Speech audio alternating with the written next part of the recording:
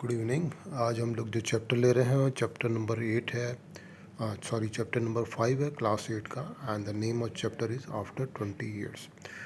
तो स्टोरी आपको पता ही होगी कि दो दोस्त रहते हैं, टू फ्रेंड्स। वो एक डिनर करते हैं एक रेस्टोरेंट में, और फिर डिसाइड करते हैं कि हम लोग जहाँ भी जाएंगे अपनी अर्निंग्स के लिए, हम 20 ईयर्स के बाद में सेम प्लेस में सेम डे में एक बार आके हम लोग मिलेंगे और डिस्कस करेंगे कि हमने क्या अचीव किया।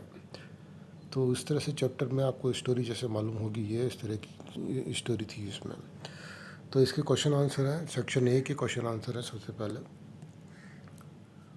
उसमें आता है क्वेश्चन नंबर 1 है, describe the policeman on the beat. Beat मतलब जो पुलिसमैन जो वहाँ पे गार्डिंग कर रहा था स्ट्रीट में, रोड में, वो किस तरह का दिखता था। तो उसका आपको डिस्क्राइब करना है। The policeman on the beat moved up the avenue impressively, मतलब जैसे एक गार्ड जो है इम्प्रेसिवली एकदम ठक ठक करके इधर से उधर घूमता है, तो बड़ी इम्प्रेसिव वे में जैसे एक गार्ड करता है उसी तरह से वो कर रहा था। So he was twirling his club with the many intricate and artful movements। तो क्लब मतलब जो उसके हाथ में स्टिक रहती है उसको क्लब बोलते हैं।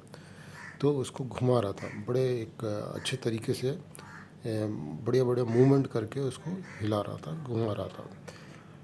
And turning now and then to watch the road, और इधर उधर जब भी इस तरफ जाता था तो उस रोड की तरफ देखता था, इधर घूमता था, दूसरी तरफ घूमता था, और हमेशा निगाहें अपनी वॉचफुल रखता था, जिससे मालूम पड़ जाए कौन क्या कर रहा है, कौन आ रहा है, कौन जा रहा है। He was a fine picture of guardian of the peace in the street. तो एकदम वो जैसे गार्ड करते हैं उसी तरह से एकदम परफेक्ट वे में वो एकदम पीस मेंटेन किया हुआ था। पीस मतलब पूरा उसमें स्ट्रीट में वॉचफुल था वो। तो ये क्वेश्चन का पहला आंसर होगा इस तरह का। क्वेश्चन नंबर 2 है, what did the man in the doorway tell him. तो जब वो जो पुलिसमैन जो था जब इधर उधर गार्डशिप कर रहा था, तो उसने देखा कि एक पर्सन वहाँ पे खड़ा हुआ है डोर के पास में, किसी एक शॉप की डोर के पास में खड़ा हुआ है। तो वो उससे क्या बोला, तो जो मैन जो खड़ा था वो क्या बोला उससे। The man in the doorway told the policeman reassuring him that he is waiting for his friend. तो पुलिसमैन थोड़ा डाउटफुल होके आया इसके पास में कि क्यों इस तरह से खड़ा है करके। तो उससे पहले ही वो बोल पड़ा, मैन जो खड़ा था उसने उसको रीअश्योर किया कि चिंता की कोई बात नहीं है, मैं किस पर्पज़ से खड़ा हूँ आगे बोलता है। एंड फर्दर टोल्ड वाइल, उसने बोला कि that while having dinner eight A restaurant here 20 years ago they have agreed that they would meet here again exactly 20 years later and today is that day। तो उसने बोला he just waiting for his friend, एक friend के लिए wait कर रहा हूँ। और उसने फर्दर बोला कि जब हम लोग डिनर कर रहे थे 20 साल पहले यहाँ पे, तो हमने डिस्कस एग्री हुए थे कि हम 20 साल के बाद यहाँ पे आके मिलेंगे इसी प्लेस में, इसी दिन, आज ही के दिन, और आज वो दिन है।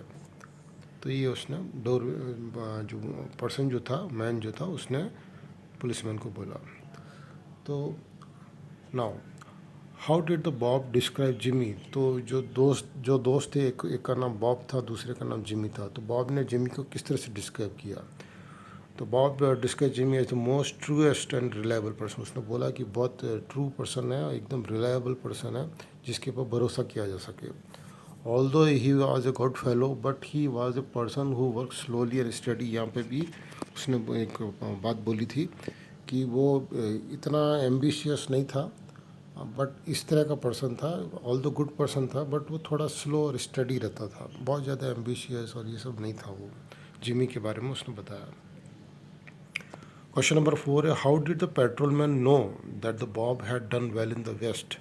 पेट्रोलमैन मतलब पुलिसमैन के लिए वर्ब बोला गया है कि बॉब जब वह वेस्ट गया था, मतलब अपनी अर्निंग्स के लिए, तो वहाँ उसने अच्छी अर्निंग्स करी है करके उसको कैसे मालूम पड़ा पुलिसमैन को।